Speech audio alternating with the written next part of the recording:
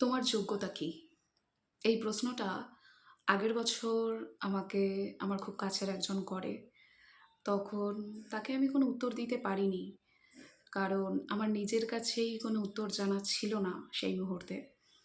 বেশ কিছুদিন আমি ভাবি এই বিষয়টা নিয়ে যে সত্যি, সত্যি তো মানুষের যোগ্যতা কী?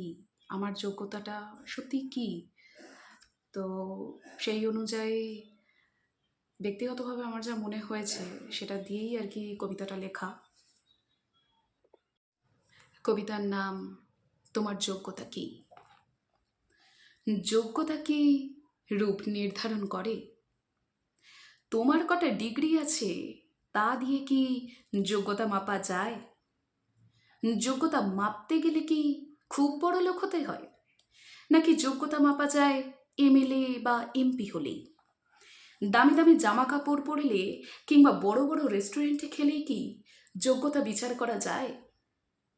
আচ্ছা, ভেবে দেখো তো, চাকরি করলেই কি তার সত্যিকারের কোনো যোগ্যতা প্রমাণ হয়? আচ্ছা, যোগ্যতা আসলে কি? যোগ্যতা হলো কোনো ব্যক্তির সামর্থ্য, দক্ষতা, দায়িত্ববোধ, সততা এবং নানান বৈশিষ্ট্যের পরিচয়।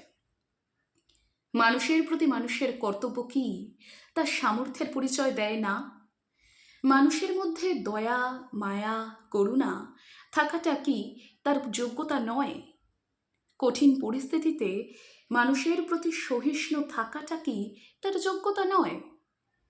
মনুষ্যত্ববোধ কোনো ডিগ্রি দিয়ে লাভ করা যায় না, তা ধীরে ধীরে নিজের মধ্যেই গড়তে হয়। তাহলে মনুষ্যত্ববোধটা কি তার যোগ্যতা নয়? আমাদের স্কুল কলেজে মানুষের মধ্যে বিবেক গড়ার শিক্ষা দেওয়া হয় না, তা বয়সের সাথে সাথে অর্জন করতে হয়। সেটা কি তার যোগ্যতা নয়? যে বেকার মেয়েটা বাড়ির সমস্ত কাজ সেরে পাতার পর পাতা কবিতা লেখে, যে বেকার ছেলেটা সারা দিন রোদে পুড়ে টিউশন পড়িয়ে নিজের গান গাওয়ার স্বপ্নে 10 মিনিট দেয়, তাহলে তাদের কি কোনো যোগ্যতাই নেই শুধু একটা চাকরি করে না বলে? চারপাশ আমাদের যোগ্যতা শব্দটাকে বড় চাকরি, বড় গাড়ি, বাড়ি, দামি জামা, অনেক টাকা আর ক্ষমতা দিয়ে চিনতে শিখিয়েছে। আদেও কি এগুলো দিয়ে সত্যিকারের কোনো ব্যক্তির যোগ্যতা নির্ধারণ করা যায়? না, যায় না। যোগ্যতা মাপা উচিত মানুষের মন দিয়ে, মানুষের প্রতি মানুষের ব্যবহার দিয়ে। অন্যের কষ্টে নিজের কষ্ট হওয়া, কঠিন পরিস্থিতিতে অসহায়ের পাশে থাকা, মানুষের প্রতি মানুষের শ্রদ্ধা, দায়িত্ববোধ, কর্তব্যবোধ দিয়ে, বিশ্বাস যোগ্যতা দিয়ে।